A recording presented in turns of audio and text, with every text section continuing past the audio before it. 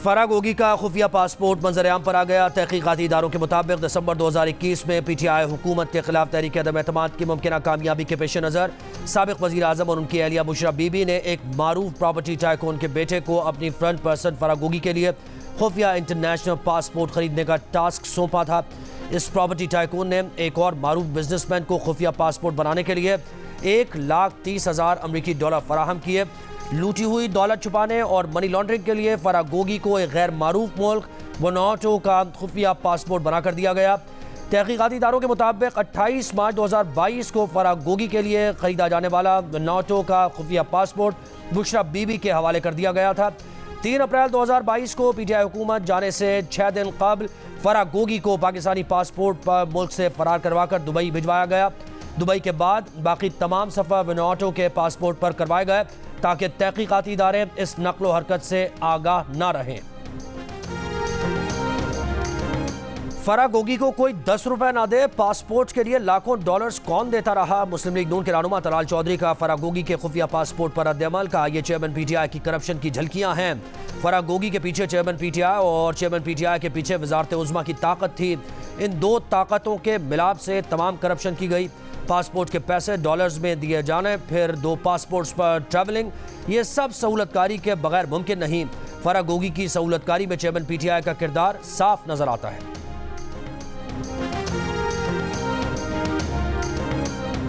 Party जो है वो आपके ऊपर तोपों के जो गोले हैं वो रोजाना बरसा रही है। मियां नवाज शरीफ की कल मैंने बात की थी कि उनको जैसा प्रोटोकॉल मिला है फिर उस पार्टी ये समझती है कि नवाज शरीफ अगला वजीर आजम नवाज शरीफ है। मेरा बिल्कुल शॉर्ट स्टेटमेंट ये है कि हम हर उस दोस्त के और सियासी हरीफ के शुक्रगुजार हैं जिसे ये यकीन हो गया है कि अगले वजीर आजम मियां मोहम्मद नवाज शरीफ होंगे। जब गवर्नमेंट की पिछली फॉर्मेशन हो रही थी तो सच्ची बात यह है कि MQM के साथ तभी हमने ये तय कर लिया था कि अगले इलेक्शन में हम मिलकर लड़ेंगे।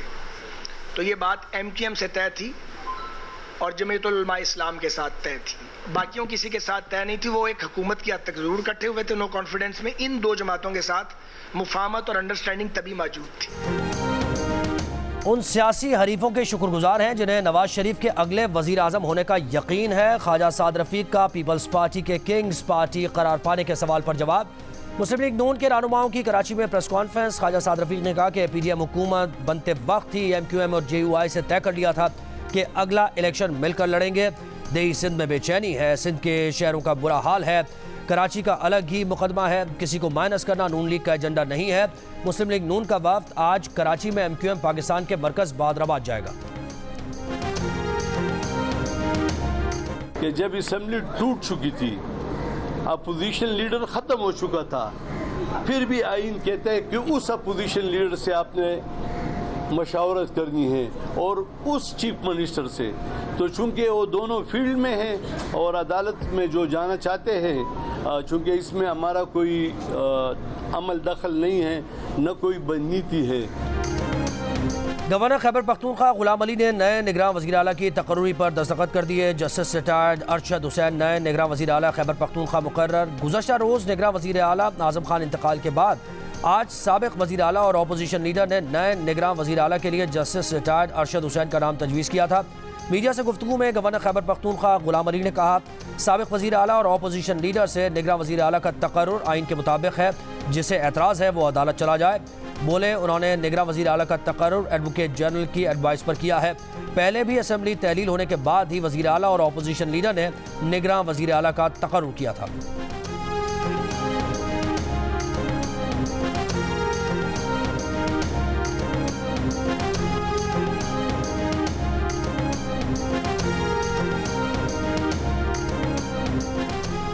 महमूद खान वज़ीर आला हैं, ना ही अकरम दुर्रानी अपोजिशन लीडर। उनका मुंतखब करदा निगरान वज़ीर आला किसी सूरत कबूल नहीं। तहरीक इंसाफ का तकर्री के तरीक़ाकार के खिलाफ अदालत जाने का ऐलान। नायब सदर PTI खैबर पख्तूनख्वा ज़ाहिर शाह का आइन के मातहत मामला हल करने का मुतालबा। कहा कि गवर्नर गुलाम अली, महमूद खान और अकरम दुर्रानी का मुंतखब निगरान वज़ीर आला सियासी ही होगा। उनके मुंतखब करदा निगरान वज़ीर आला से मसावी मौक़े मिलने की कोई तवक्को नहीं। अवामी नेशनल पार्टी के सूबाई सदर एमल वली खान की गवर्नर पर तनकीद। का वज़ीर आला के इंतकाल के चंद घंटे बाद इजलास तलबी कहाँ की रिवायत है?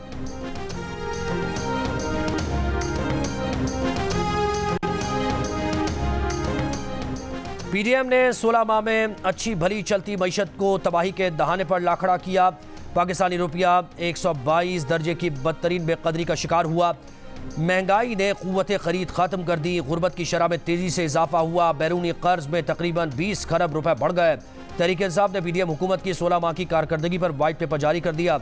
वाइट पेपर के मुताबिक पीटीआई दौरे हुकूमत में कोरोना के बावजूद ज़राअत, तामीरात और सनत के शोबों में सरमायाकारी हुई। महंगाई की शरह को 12.7% तक महदूद रखा। हुकूमत के तीसरे और चौथे साल 6% शरह नमू हासिल की। 3.5 साल की पीटीआई हुकूमत के दौरान औसत शरह नमू 5.7% रही। गाजा का सबसे बड़ा अल-शिफा अस्पताल बंद हो गया। फ़लस्तीनी वज़ारत सेहत की तस्दीक। बिजली से महरूम अस्पताल में दाखिल 2 प्रीमेच्योर बच्चों समेत 5 मरीज इंतकाल कर गए। इंतकाल करने वाले सैकड़ों मरीजों की तदफीन न हो सकी। लाशें अस्पताल में मौजूद। आलमी इदारा बराए सेहत का अस्पताल से राबता मुनक़ता। अल-शिफा अस्पताल के दरवाजे पर इसराइली फ़ौज की गोलाबारी और फायरिंग। अस्पताल में बच्चे ज़ख्मी और तिब्बी अमला महसूर। बिजली बंद होने, तिब्बी सामान तकरीबन ख़त्म होने से भी सैकड़ों जानों को ख़तरा बढ़ गया। यूनिसेफ ने अल-शिफा अस्पताल में इंक्यूबेटर्स बंद होने से नौमौलूद बच्चों के मरने से मुताल्लिक़ खबरदार कर दिया। अक़वाम मुत्तहिदा का कहना है कि 2700 अफराद लापता हैं जो मुमकिन तौर पर मलबे में दबे हैं और रेस्क्यू नहीं किए जा सके। आखिरी बार जुमे को शोहदा की मजमूई तादाद 11,069 बताई गई थी। हमारे पास मोहलत नहीं, हम सुबह तक नहीं बच पाएंगे। अल-शिफा अस्पताल के डायरेक्टर का दिल दहला देने वाला पैगाम पढ़कर लंदन में एक बरतानवी डॉक्टर का हौसला जवाब दे गया। फूट फूट कर रो पड़ी।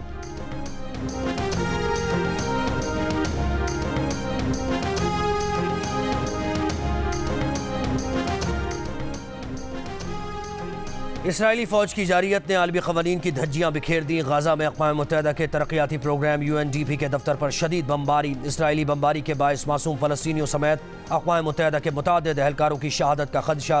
UNDP के सरबराह अक़वाम मुत्तहिदा के दफ्तर पर इसराइली बमबारी के खिलाफ इज़हार बरहमी। कहा शहरियों, बुनियादी ढांचे और अक़वाम मुत्तहिदा की तनसीबात की हिफाजत को हर कीमत पर यकीनी बनाया जाए।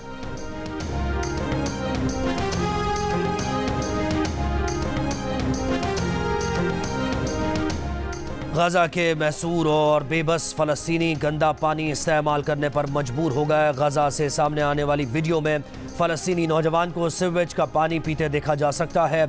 एक और वीडियो में एक बच्चे को सड़क पर फैला गंदा पानी गैलन में जमा करते देखा गया। मजम्मत पर इत्तेफाक, इसराइल मुखालिफ इक़दामात पर इख्तिलाफ। OIC और अरब लीग के मुश्तरका इजलास में मुस्लिम ममालिक का इसराइल के खिलाफ इक़दामात से मुताल्लिक़ इत्तफ़ाक़ राय न हो सका। अलजज़ायर, लबनान समेत अरब लीग के कई ममालिक की इसराइल से तमाम इक़्तिसादी और सिफारती ताल्लुक़ात मुनक़ता करने की तजवीज़। इसराइल और उसके इत्तेहादियों को तेल की फराहमी रोकने का भी मशवरा। मुत्तहिदा अरब अमारात, बहरीन समेत 3 ममालिक ने तजवीज़ मुस्तरद कर दी। इजलास में गज़ा पर जंग के लिए इसराइल के हक़ दिफ़ा का जवाज़ मुस्तरद। OIC के कई ममालिक ने सख्त इक़दामात के नतीजे में जंग मज़ीद फैलने के ख़दशे का इजहार भी किया।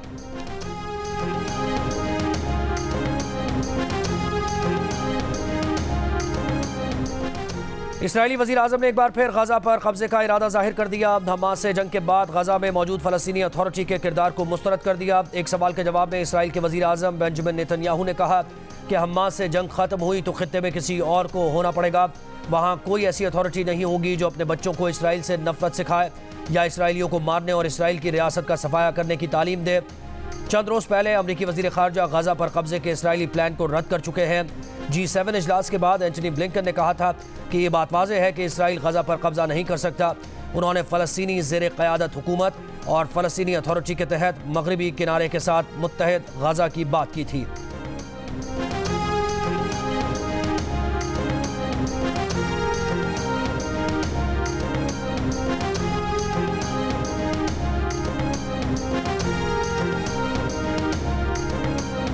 हमास का गुज़श्ता 48 घंटों में गज़ा में इसराइली फ़ौज के 25 से ज़ायद टैंक्स और बुलडोज़र्स को तबाह करने का दावा। 160 से ज़्यादा इसराइली फ़ौजी अहदाफ़ को मुकम्मल या जुज़वी नुकसान पहुँचाया गया। तर्जुमान अल-क़साम ब्रिगेड अबू उबैदा का कहना है कि इसराइली फ़ौज से लड़ाई बराबरी की नहीं, लेकिन फिर भी हमास से लड़ाई ने खित्ते की सबसे ताकतवर फ़ौज को खौफज़दा और परेशान कर दिया। इसराइली फ़ौज का दावा है कि हमास शिमाली गज़ा का कंट्रोल खो चुकी है। 3 दिन में तकरीबन 2 लाख अफराद शिमाली गज़ा से जुनूब की तरफ चले गए।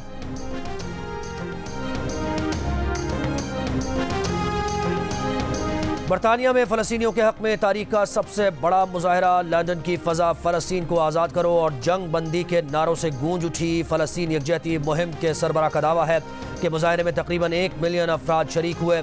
बरतानवी पुलिस की 3 लाख अफराद मौजूद होने का दावा। मुजाहरीन ने इसराइली वज़ीर आज़म बेंजामिन नेतन्याहू को मौजूदा दौर का हिटलर करार दिया। तारीखी मुजाहरे में पाकिस्तानी कम्यूनिटी की भी बड़ी तादाद में शिरकत। फ्रांस, स्पेन और साउथ अफ्रीका समेत दुनिया के कई मुल्कों में मुजाहरे। इसराइल को हमलों से रोकने और फ़लस्तीन में जंगबंदी के लिए अमरीकी सदर के घर के करीब दर्जनों अफराद का एहतजाज।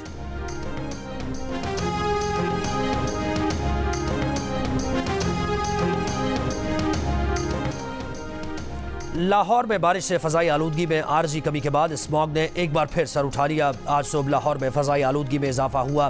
दुनिया में फ़ज़ाई आलूदगी के लिहाज से लाहौर का दूसरा number. Air quality index 209 particulate matters record. Karachi फहरिस्त में 6ठे नंबर पर, जबकि भारतीय शहर कोलकाता सर फहरिस्त था।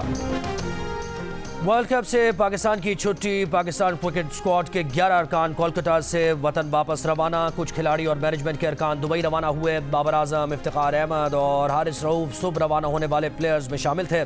खिलाड़ी मुख्तलिफ फ्लाइट से कल पाकिस्तान पहुंचेंगे।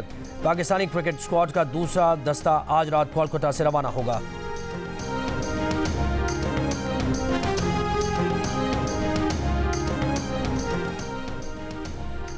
वर्ल्ड कप पाकिस्तानी बॉलर्स के लिए डरावना ख्वाब साबित हुआ। हारिस रऊफ ने वर्ल्ड कप की तारीख के महंगे तरीन बॉलर होने का मनफी रिकॉर्ड अपने नाम किया।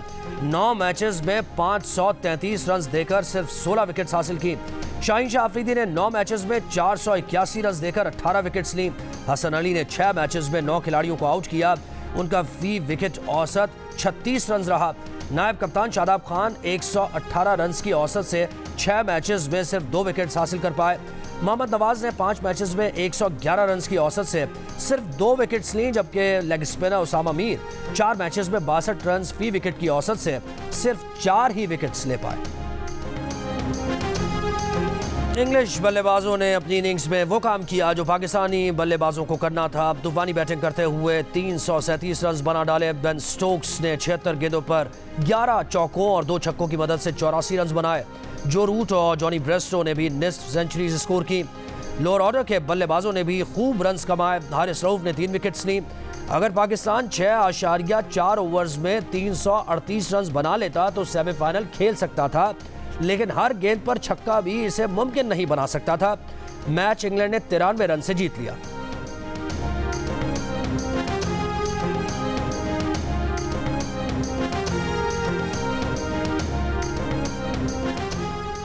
कराची के इलाके सच्चल में 2 रोज़ कबल ऑनलाइन टैक्सी ड्राइवर की लाश मिलने के मामले की तहकीकात जारी। पुलिस का कहना है कि मकतूल शाहजेब को सर में एक गोली मारकर कत्ल किया गया।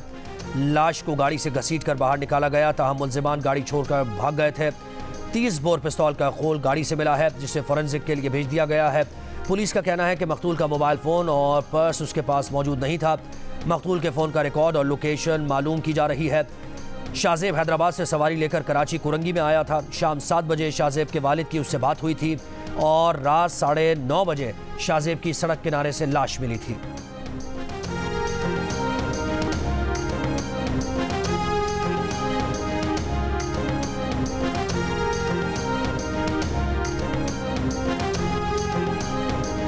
रावलपिंडी में खेलते हुए ट्रंक में छुपने वाले 3 कमसिन बहन भाई जाँ बहक। रेस्क्यू हुकाम का कहना है कि शाह खालिद कॉलोनी के रिहायशी बच्चे खेलते हुए ट्रंक में बंद हुए थे। इब्तदाई मालूमात के मुताबिक तीनों बच्चों की मौत दम घुटने से हुई है।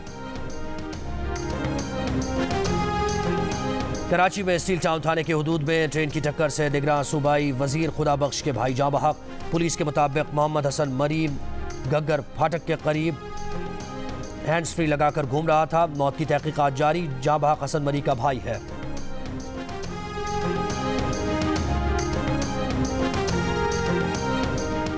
लाहौर डिफेंस में 3 गाड़ियों की टक्कर। हादसे में एक ही खानदान के 6 अफराद जाँ बहक अफराद में 2 खवातीन और 2 बच्चे शामिल। तहकीकात जारी।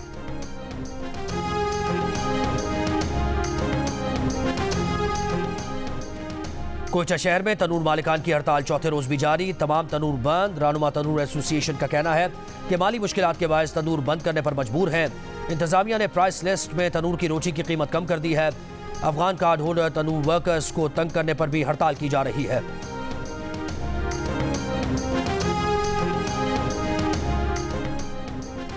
पाकिस्तान समेत दुनिया भर में आज नमूनिया से आगाही का दिन मनाया जा रहा है। दुनिया भर में नमूनिया 5 साल से कम उम्र के बच्चों के इंतकाल की सबसे बड़ी वजह है। एहतियात करके नमूनिया से बचा जा सकता है। आइसलैंड में मुतअद्दिद ज़लज़लों के बाद आतिश फिशा फटने का खदशा, रियासती इमरजेंसी नाफिज कर दी गई। जुनूब मगरबी कब्जे ग्रैंड विक में रहने वाले हज़ारों अफराद को एहतियातन नकल मकानी की हिदायत जारी कर दी गई। आइसलैंड के महकमा मौसमियात का कहना है कि जजीरा नुमा वैक्यूजेंस या उसके बिल्कुल नज़दीक आतिश फिशा फटने का काफ़ी खतरा है। बुहेरा रोम में अमरीकी फौज का तैयारा गिरकर तबाह। हुकाम के मुताबिक जुमे को ट्रेनिंग के दौरान हादसा पेश आया। जानी नुकसान और हादसे की जगह से मुताल्लिक तफसील जारी करने से गुरेज। गाजा पर इसराइली हमले शुरू होने के बाद अमरीका ने नेवी के 2 स्ट्राइक ग्रुप बुहेरा रोम में भेजे हैं।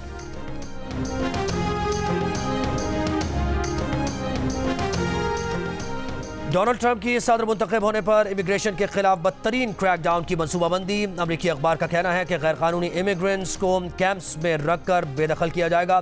हर साल लाखों अफराद को मुल्क बदर किया जाएगा। अशरों से अमरीका में गैरकानूनी तौर पर मुकीम अफराद में बेदखल किए जाएंगे।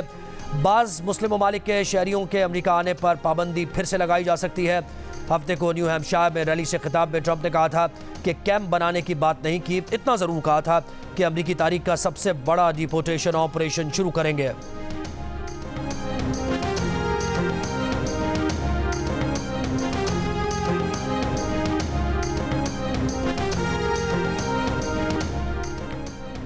कराची में फैशन शो के दौरान एक मॉडल ने फ़लस्तीन की आज़ादी के मुतालबे का प्ले कार्ड लहरा दिया।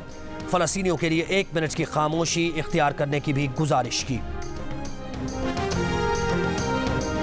ऑस्ट्रेलिया ने बांग्लादेश को 8 विकेट से शिकस्त दे दी। मिचेल मार्श के नाकाबिले शिकस्त 177 रन की बदौलत ऑस्ट्रेलिया ने 307 रन का हदफ 45वें ओवर में हासिल कर लिया। स्टीव स्मिथ ने 63 रन बनाए, नॉट आउट रहे। बांग्लादेश ने पहले बैटिंग करते हुए मुकर्रर ओवर्स में 8 विकेट पर 306 रन बनाए थे। थलजीप रैली का फाइनल राउंड प्रिपेयर्ड कैटेगरी के मुकाबले जारी। रेसर तैमूर ख्वाजा की गाड़ी सबसे पहले फिनिश पॉइंट पर पहुंची। प्रिपेयर्ड कैटेगरी से ताल्लुक रखने वाले रेसर शहरियार की गाड़ी दूसरे नंबर पर फिनिशिंग पॉइंट पहुंची।